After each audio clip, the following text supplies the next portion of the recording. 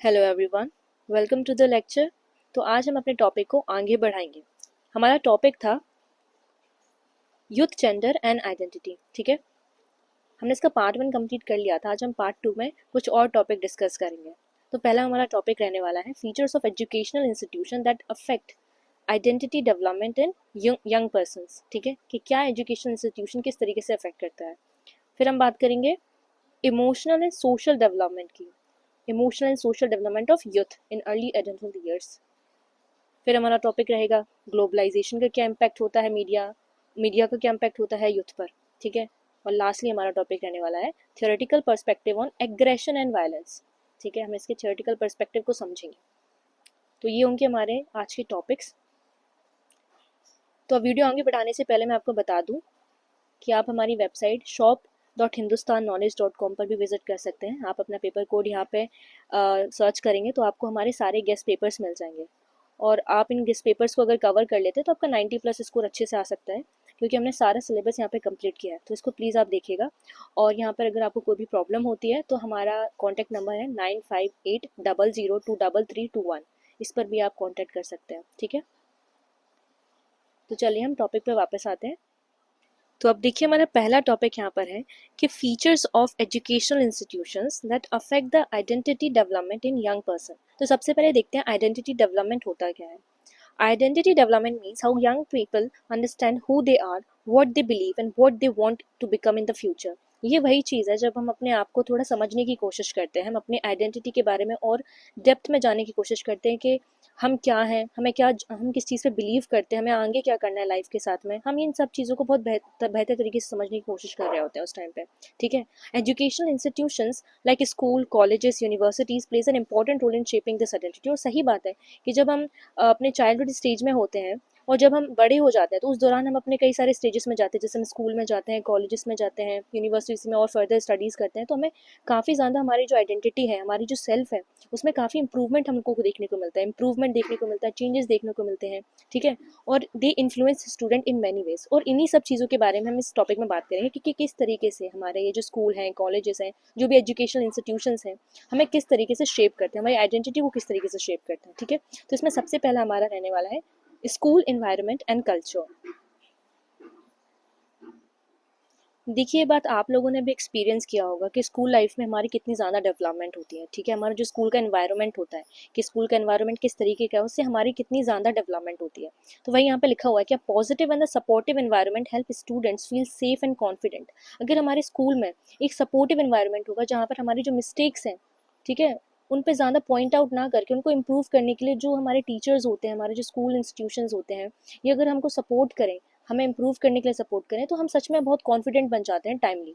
ठीक है, when schools promote respect, equality, kindness, student learn to value themselves and others. ये मतलब वही है कि देखिए, जब हम स्कूल लाइफ में होते हैं तो हम अपने फ्रेंड्स बनाते हैं, और हम फ्रेंड्स कुछ पर्टिकुलर स्टेटस देखकर तो नहीं बनाते हैं। तो इससे हम क्या सीखते हैं, हम रिस्पेक्ट सीखते हैं, इक्वालिटी सीखते हैं, काइंडनेस सीखते हैं, हम लोगों को एक अच्छी तरीके से ट्रीट करना सीखते हैं। तो वही चीज़ बताई गई है। On the other hand, negative और strict environment can create fear और लो सेल्फ स्टीम। और अगर इसी के ऑपोजिट, स्कूल में अगर कुछ ऐसा एनवायरनमेंट है जहाँ पर इस बच्चे को बहुत ज़्यादा डांटा जाता है, या जहाँ पर इनइक्वालिटी और डिस्क्रिमिनेशन जैसी एक्टिविटीज़ प्रैक्टिस की जाती हैं, तो बच्चे का जो आइडेंटिटी होती है उस पर नेगेटिव ही इम्पैक्ट पड़ता है। ठीक है, नेक्स्ट हम आते हैं teachers and their attitude. Teachers are important role models. देखिए, आफ्टर पेरेंट्स, जैसे हम बोलते हैं ना कि घर के बाद स्कूल होता है हमारा, वैसे ही जो पेरेंट्स होते हैं उनके बाद जो टीचर्स होते हैं वो सबसे ज़्यादा इंपॉर्टेंट रोल प्ले करते हैं किसी भी पर्सन की जो आइडेंटिटी होती है उसकी डेवलपमेंट में। ठीक है, the behaviour, teaching style and attitude influence how students see themselves. When teachers encourage students, appreciate their efforts, treat them fairly, student develop confidence. वही चीज़ है, देखिए, अगर हम कोई मिस्टेक करते हैं और अगर उस मिस्टेक के रिएक्शन में हमको अगर ये बताया जाता है कि आपको क्या किस तरीके से सही करनी है चीज़ें, तो हम सीखते हैं। पर अगर उस मिस्टेक की वजह से हमें डांटा जाता है या कंटिन्यूसली हमको शेम फील करवाया जाता है, तो फिर हम डेवलप नहीं हो पाते। ठीक है, तो वही चीज़ बताएगी कि टीचर का कितना बड़ा रोल है इस चीज़ में। If teacher criticises too much और शो फेवरेटिज्म, स्टूडेंट्स में फील इनसिक्योर। और यही चीज़ हमारे जो स्टूडेंट लाइफ होती है, अगर हमारे टीचर्स हमारे साथ डिस्क्रिमिनेशन करते हैं, फेवरेटिज्म करते हैं, तो इससे हमारी इनसिक्योरिटी और बढ़ जाती है। नेक्स्ट हमारे टॉपिक रहेंगे कि curriculum and subjects. The subject taught in school also shape identity. School में हम क्या पढ़ रहे हैं, हम जैसे स्कूल में हिस्ट्री पढ़ते हैं तो हमें इतिहास के बारे में पता चलता है, कल्चर के बारे में पता चलता है, मोरल एजुकेशन, ठीक है, social issues help student understand their background and studies society. Activities like debate, project, discussions allow students to express their opinions and develop their own beliefs and value। वही बात है, देखिए कि स्कूल में अगर debate जैसी करिकुलम एक्टिविटीज हो रही हैं तो एक आइडेंटिटी, एक कॉन्फिडेंस बिल्टअप होता है, और उसी के साथ साथ हम क्या पढ़ रहे हैं, ठीक है, नॉलेज गेन करने को मिलती है, ठीक है, कल्चर के बारे में अंडरस्टैंड करते हैं, हम बाकियों के कल्चर, अपने कल्चर के बारे में और भी अच्छे तरीके से जानते हैं, तो ये भी काफी इंपॉर्टेंट रोल प्ले करते हैं। फिर आते हैं हम लोग पीयर ग्रुप इन्फ्लुएंस पे। देखिए जो पीयर ग्रुप है वो हमारी लाइफ में बहुत ज़्यादा इंपॉर्टेंट रोल प्ले करते हैं, क्योंकि एक सर्टेन टाइम के बाद में जब हम अपने घर से बाहर निकलते हैं, स्कूल में जब हम रहते हैं, तो हमारे जो हम किन लोगों के साथ में, हम किन लोगों के साथ में उठ बैठ रहे हैं, ठीक है, उससे हमारे आइडेंटिटी में बहुत इनपुट जाता है, ठीक है, हमारी जो आइडेंटिटी है बहुत ज़्यादा शेप होती है इन सब चीज़ों से। हमारे जो क्लासमेट्स हैं, फ्रेंड्स हैं, वो बहुत ज़्यादा इम्पैक्ट करते हैं इन सब चीज़ों को। स्कूल में भी हम यही सीखते हैं कि जो पीयर फ्रॉम डिफरेंट बैकग्राउंड, जब हम इनसे बात करते हैं, इंटरेक्ट करते हैं, तो काफ़ी कुछ हमको समझने को मिलता है, और इन्हीं इंटरेक्शन की वजह से these interaction help them learn social skills, cooperation, acceptance, ठीक है, जब हम डिफरेंट डिफरेंट लोगों से मिलते हैं जिनके अलग अलग ओपिनियन है, तो काफ़ी ज़्यादा हमको सीखने को मिलता है, ठीक है। Peer support builds confidence, but negative peer pressure can leads to confusion और रॉन्ग चॉइसेस। देखिए कभी कभी हम कंपेयर करते हैं अपने आप को दूसरों से, ठीक है, तो इन सब चीज़ों में अगर हमारा जो पीयर ग्रुप है, ठीक है, वो अगर हमें एक नेगेटिव तरीके से इन्फ्लुएंस करने लगता है, तो ये हमारी पर्सनालिटी, इस पर बहुत ज़्यादा गलत इम्पैक्ट डालता है, ठीक है। तो मेक श्योर कि आपका जो पीयर ग्रुप है वो अच्छा रहे हमेशा। फिर हम बात करते हैं एक्स्ट्रा करिकुलर एक्टिविटीज़ की। देखिए एक्स्ट्रा करिकुलर एक्टिविटीज़ क्या होती हैं, जैसे कि अपार्ट फ्रॉम जो एकेडमिक एक्टिविटीज़ होती हैं, ठीक है, जैसे कि स्पोर्ट है, म्यूजिक है, drama, act, clubs help student discover their talent and interest, ठीक है। Participation in such activity build leadership skills. देखिए जब आप इन अदर एक्टिविटीज़ में पार्ट लेते हैं, जब स्पेशली जब हम स्पोर्ट्स की बात करते हैं, ठीक है, म्यूजिक, ड्रामा, ये जो हम स्कूल में जो फंक्शंस हुआ करते थे, इन सब चीज़ों से हम अपार्ट फ्रॉम जो नॉलेज होती है, हमारी एकेडमिक नॉलेज होती है, हम क्या सीखते थे, लीडरशिप स्किल सीखते थे, ठीक है, लोगों के साथ और बेटर कोऑपरेशन किस तरीके से करना है ना, ये सब सीखते थे, और ये बहुत इंपॉर्टेंट होती है। टीम वर्क सीखते थे हम, ठीक है, जब हमें टीम्स में डिवाइड कर दिया जाता था, और सेल्फ कॉन्फिडेंस इससे डेवलप होता था। These experiences help young people understand their strength and shape their future goals. Alright, फिर हम आते हैं डिसिप्लिन एंड रूल्स। देखिए जो रूल्स और डिसिप्लिन होते हैं, इनसे हमारी जो लाइफ होती है ना, उसमें एक रिस्पॉन्सिबिलिटी का सेंस आने लगता है, ठीक है, मतलब ये कि जो एजुकेशनल इंस्टीट्यूशंस होते हैं, थ्रू दीज रूल्स और discipline teachers responsibility and self control, ठीक है, हमें याद होगा जब हम स्कूल में होते थे या फिर जब हम कॉलेजेस में होते थे, कुछ रूल्स होते थे जिनको हमें फॉलो करना होता था, ठीक है, जिससे हमें एक सेंस ऑफ डिसिप्लिन समझ में आता था। Fair and consistent rule help student understand right and wrong, ठीक है, वही चीज़ है, when student are involve in decision making they feel valued and develop a sense of responsibility. वही है कि स्टूडेंट को रिस्पॉन्सिबल बनाने के लिए बहुत इंपॉर्टेंट रहते हैं, और हमारी आइडेंटिटी और भी ज़्यादा इंप्रूव होती है। फिर हम आते हैं गाइडेंस एंड काउंसलिंग सर्विसेज में। देखिए ये भी इंपॉर्टेंट है, क्योंकि counselling services support student in solving personal, academic and emotional problems, ठीक है, जब हमें पता होगा, जब हम भी स्कूल में हुआ करते होंगे, तब हमें पता नहीं होता था कि हमको आफ्टर स्कूल करना क्या है, ठीक है, उस टाइम पे बहुत सारे स्कूल में ये अवेलेबल होता था कि काउंसलिंग हुआ करती थी कि आप जिस सब्जेक्ट में हो, आपका क्या क्या आगे अचीव कर सकते हो, आपका करियर क्या हो सकता है, ठीक है, तो ये काफ़ी ज़्यादा हेल्पफुल होता है बच्चे को समझने के लिए कि उसको फ्यूचर में करना क्या है, क्या स्कोप है, ठीक है, और ये सिर्फ एकेडमिक एरिया में नहीं है, आप इमोशनली अगर आप कुछ टर्मोइल्स में हो तो आप उसमें भी काउंसलिंग ले सकते हो, ठीक है। Guidance helps make them make career choices and set goals. This support is important for building a clear and stable identity। तो बहुत ज़रूरी होता है कि हम अपनी आइडेंटिटी को लेकर क्लियर रहें, ठीक है। कंक्लूजन में वही चीज़ बताई गई है कि एजुकेशनल इंस्टीट्यूशंस बहुत ज़्यादा बड़ा रोल प्ले करते हैं हमारी जब आइडेंटिटी शेपिंग की बात आती है, ठीक है, क्योंकि हम यहाँ से लीडरशिप स्किल सीखते हैं, ठीक है, कोऑपरेशन सीखते हैं, हमें गाइडेंस मिलती है, ठीक है, तो ये यही सब बताया गया है कि ये हमारी आइडेंटिटी में एक पॉजिटिव इनपुट देने का काम कर सकते हैं, और साथ ही साथ में अगर अपोजिट होता है इसका, तो हमारी आइडेंटिटी पे नेगेटिव इम्पैक्ट भी पड़ सकता है, ठीक है। नेक्स्ट टॉपिक पे आते हैं, discuss the emotional and social development of youth in the early adulthood years. देखिए अर्ली एडल्टहुड ईयर्स का मतलब यही हम समझ सकते हैं ब्रॉडली के 18 to 25 ईयर्स की जो एज होती है वो, ठीक है।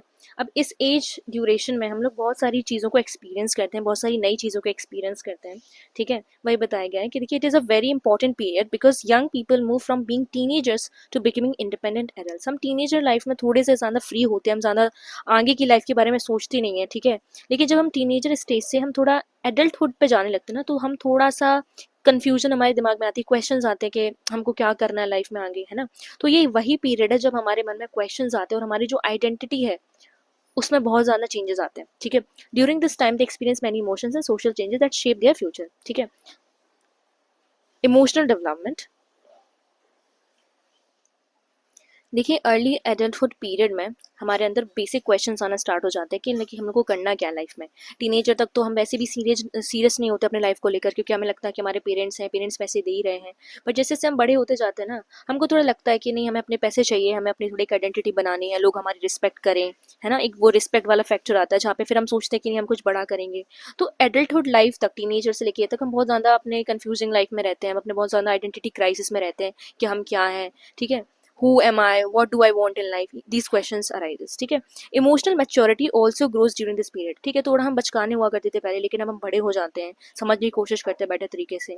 Young adults learn how to control their emotion in a better way, ठीक है।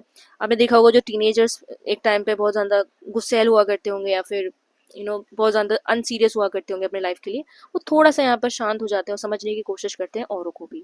यहाँ पे इमोशनल मैच्योरिटी वाला फैक्टर भी आ जाता है आपका। They become more responsible for their actions and decisions, right. क्योंकि पहले क्या हुआ करता था, हम सारे डिसीजंस अपने पेरेंट्स पे, टीचर्स पे, इन सब पे छोड़ रहे होते थे, लेकिन अब हमें खुद ही डिसीजन लेते क्योंकि हम ही एडल्ट हैं अब। For example they may learn to handle stress related to study, job and relationship, ठीक है। और इसी एज में बहुत सारे स्ट्रेस होते हैं हमें कि करियर का स्ट्रेस है, भाई करना क्या है, ठीक है। आफ्टर 12th ही हमें करियर का स्ट्रेस सबसे ज़्यादा समझ में आता है। उसके बाद हमारी फ्रेंडशिप है, ठीक है, जो हमारी पहले की फ्रेंडशिप होती है, सब हमारे फ्रेंड्स जो होते हैं अलग अलग फील्ड में काम कर रहे हैं, बट हम अपने क्या कर रहे हैं, ये हमें कन्फ्यूजन रहती है अपने लाइफ में, ठीक है। तो बहुत ज़्यादा स्ट्रेस होते हैं, हम जिसको हैंडल करना सीख जाते हैं इस दौरान। Another important part of emotional development is forming close and meaningful relationships, ठीक है। According to psychologist, early adulthood stage is the stage of intimacy and isolation, ठीक है। इसको ध्यान से देखना। देखिए साइकोलॉजिस्ट का ये मानना होता था कि ये जो स्टेज है ना, इसमें इंटीमेसी वर्सेस आइसोलेशन का स्टेज होता है। मतलब ये कि यहाँ पर आप लोग थोड़ा रिलेशनशिप्स को बिल्टअप करने की कोशिश करते हो, ठीक है। आप फ्रेंडशिप बिल्ड करने की कोशिश करते हो, आप रोमांटिक रिलेशनशिप बिल्टअप करने की कोशिश करते हो, तो ठीक है। तो अगर आपके जो भी फ्रेंड्स हैं, आपका जो भी पार्टनर है, ठीक है, अगर आपकी उनसे बात बन जाती है, मतलब आप लंबे टाइम तक एक साथ रह लेते हैं, तो आपको लगता है कि हाँ आई हैव सक्सीडेड, ये सारी चीज़ें, तो आपको अच्छा लगता है, आपको पॉजिटिव माइंड रहता है। बट अगर फेल हो जाता है या फिर आपका इसी टाइम पर, ये जो आपके प्रोडक्टिव ईयर्स होते हैं, इस टाइम पे ही आपके रिलेशनशिप में कुछ ब्रेकअप हो जाते हैं या फिर कुछ आपका स्ट्रेस ज़्यादा बढ़ जाता है, तभी आपका क्या होता है, आपको आइसोलेटेड फील होता है। तो ये वो स्टेज है जहाँ पर आपको ना बहुत ज़्यादा इमोशनल टर्मोइल से फेस करना पड़ते हैं इस चीज़ें।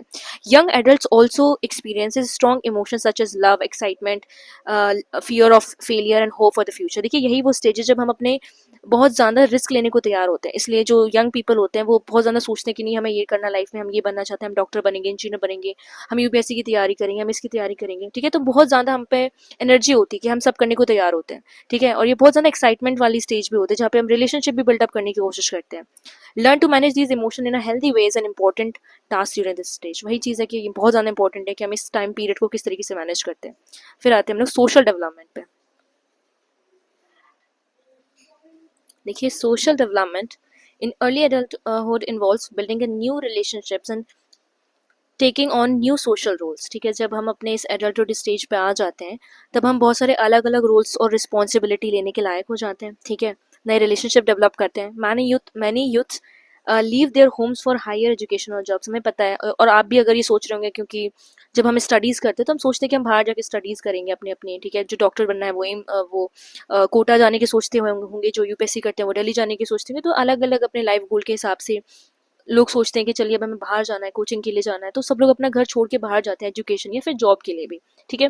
This give them a chance to meet new people and expand their social circle. और इसी टाइम पे हमारा सोशल सर्कल बढ़ता है। जब हम छोटे होते हैं, टीनेजर होते हैं, तो हमारे वही स्कूल के, कॉलेज के लोग होते हैं, और उनसे जो हमारा रिलेशन होता है वह काफ़ी कैजुअल होता है, घूमने फिरने के लिए हम उनसे मतलब रखते हैं। बट जब हम अपने स्टेज, एडल्टहुड स्टेज पर जो रिलेशनशिप बिल्टअप करते हैं वो बहुत ज़्यादा कम होते हैं।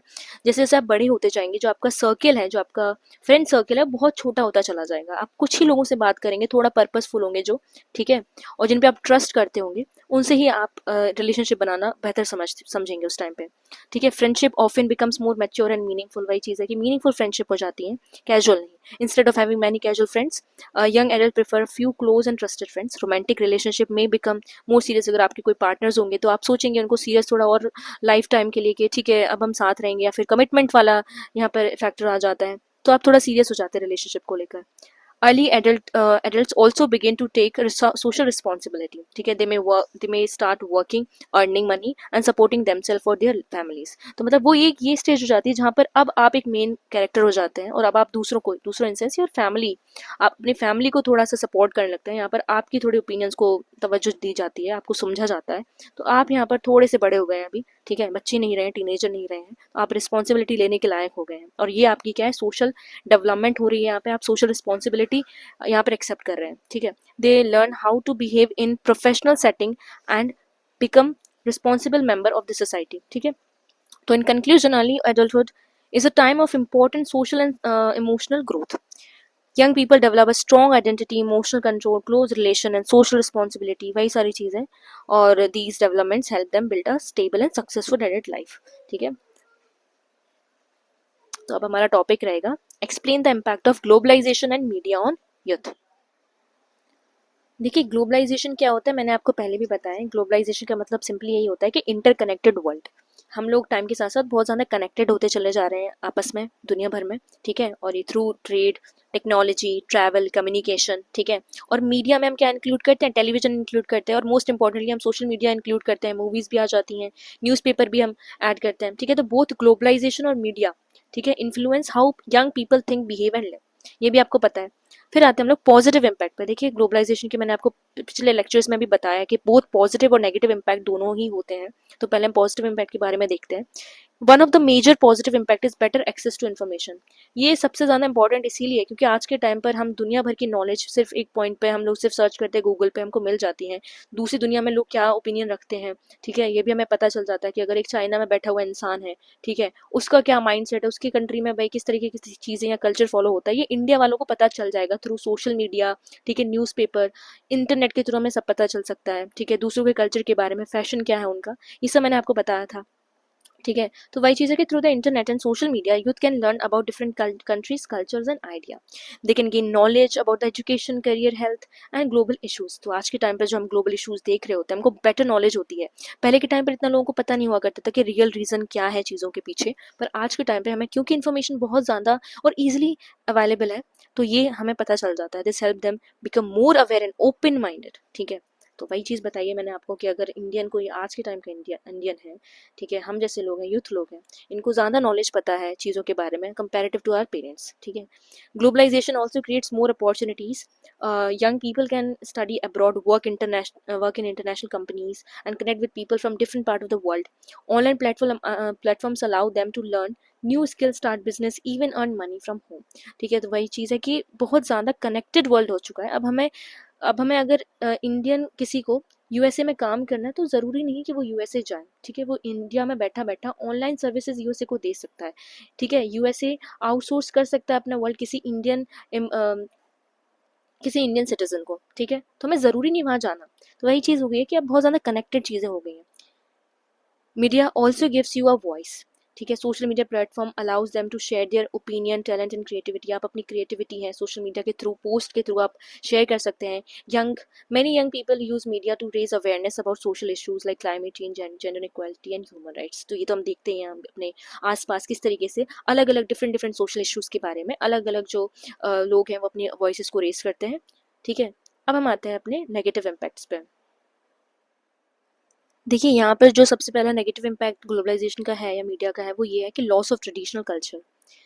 हम लोग अपनी भी सोसाइटी में ही फील कर सकते हैं कि जिस तरीके से हमारा जो ग्लोबलाइजेशन और मीडिया के आने के बाद में जो एक इंडियन कल्चर होता था वो थोड़ा सा फेड अवे हो रहा है क्योंकि वेस्टर्नाइजेशन हो रहा है. ठीक है, तो वेस्टर्न जो आइडियाज़ है, वेस्टर्न वैल्यूज़ हैं, उनको थोड़ा एक्सेप्टेंस मिल रही है इंडिया में या पूरे पूरे ऑल ओवर द वर्ल्ड.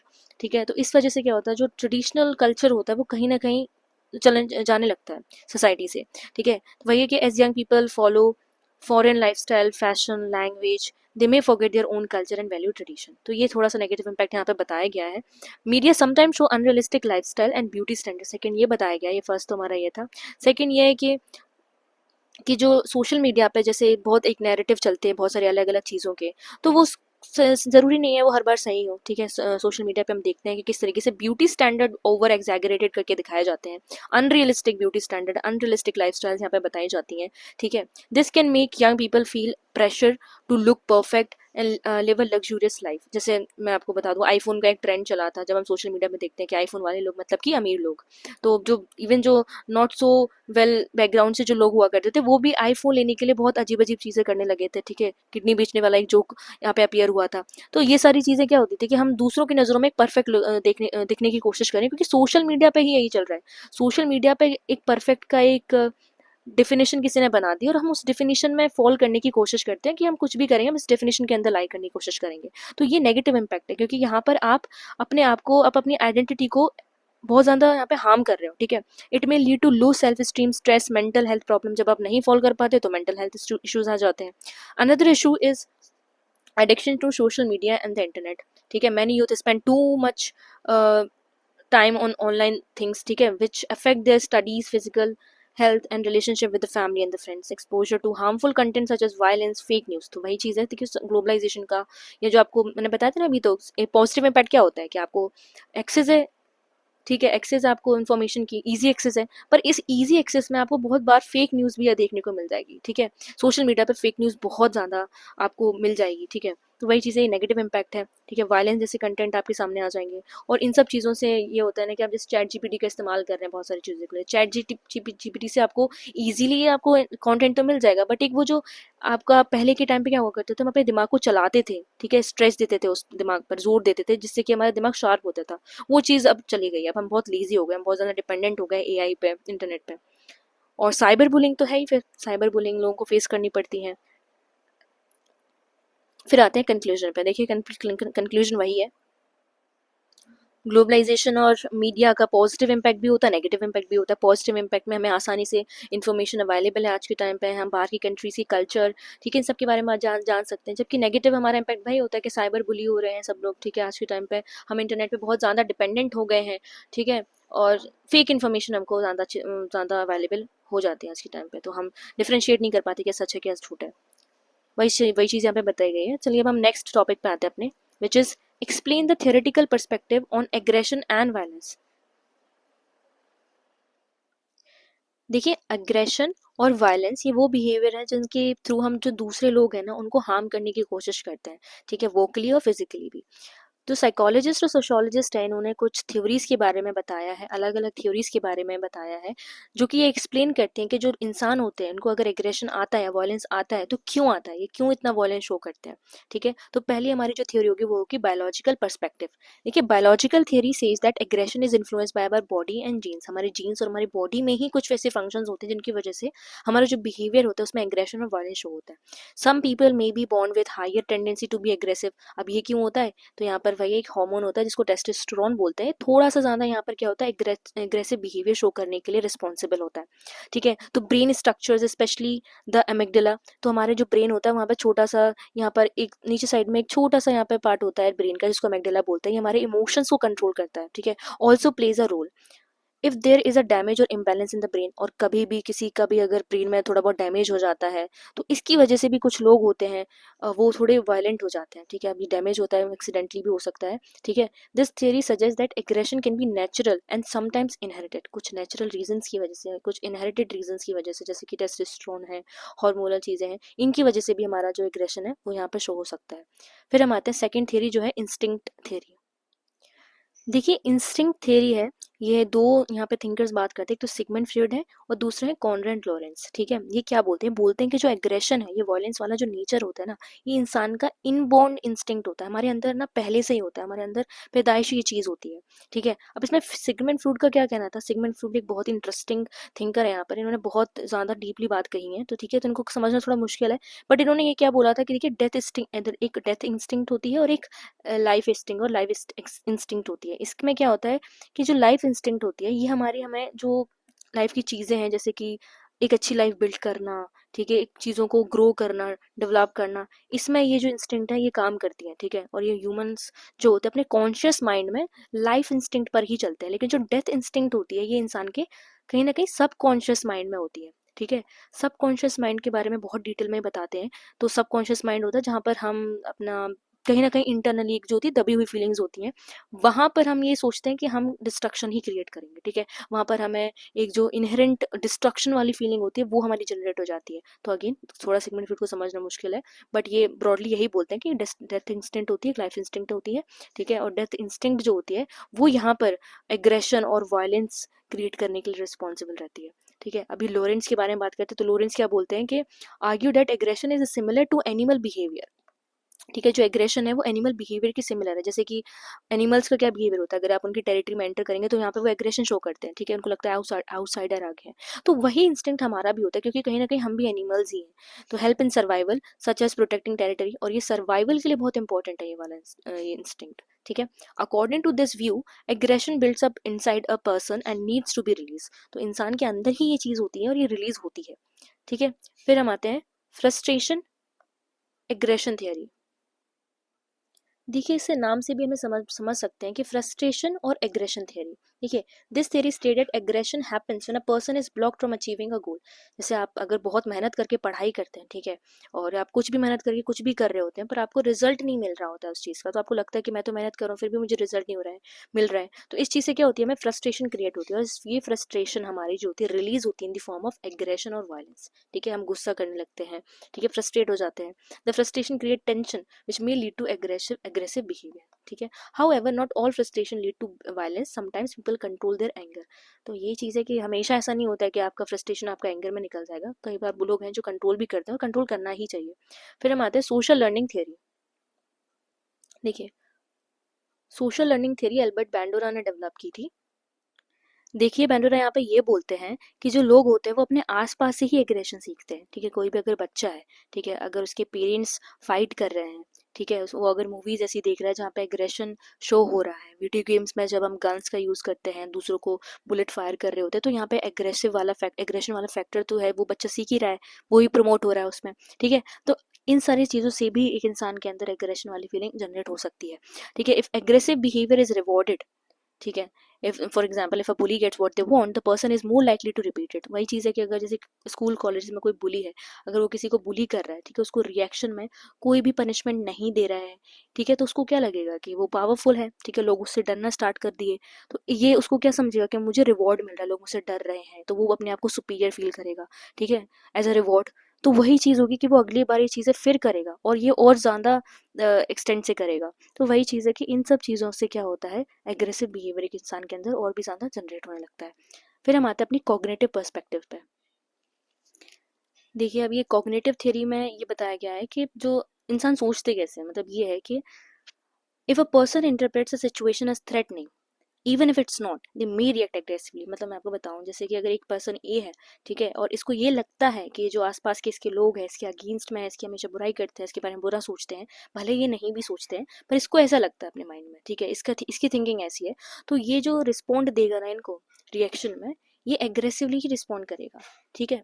तो इंसान क्या सोचता है, किस तरीके के इसके बिलीव हैं, किस तरीके का एटीट्यूड है, इस पर भी बहुत डिपेंड करता है कि ये किस तरीके से लोगों को रिएक्ट करेगा एग्रेसिवली, ठीक है। तो वही इसमें एग्जाम्पल भी है कि people are always against me, तो वो ज़्यादा एग्रेसिवली रिएक्ट करेगा।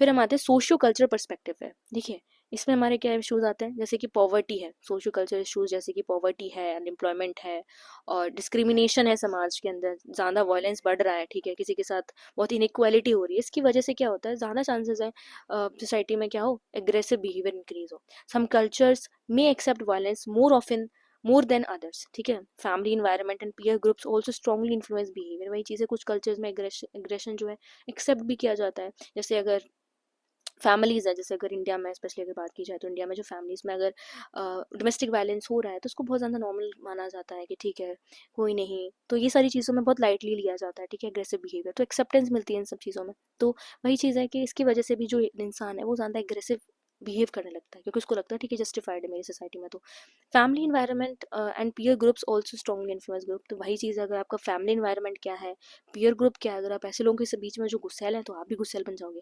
तो वही चीज़ है, कंक्लूजन यही है हमारा कि देखिए हमने जितनी भी थियरीज पढ़ी हैं एग्रेसिव और वायलेंस के बारे में, तो ये हर थियरी अपने आप में फुल्ली सारी चीज़ नहीं बताती एग्रेशन के बारे में, ठीक है, थोड़ा थोड़ा आइडिया देती है। जैसे कि बायोलॉजिकल थियरी है, ठीक है, वो अपने बारे में बताएगी कि ये फैक्टर्स हो सकते हैं। साइकोलॉजिकल थियरी अपना फैक्टर्स बताएगी। सोशल फैक्टर्स अपनी अपनी राय देंगे। तो हम इन सबको इकट्ठे जब पढ़ते हैं ना, तो हमको एक ओवरव्यू, ब्रॉड व्यू समझ में आता है कि लोग इतना एग्रेसिव है क्यों, ठीक है। तो जब हम इतनी अलग अलग थियरीज को पढ़ेंगे तो अलग अलग पर्सपेक्टिव हमें समझ में आएगा।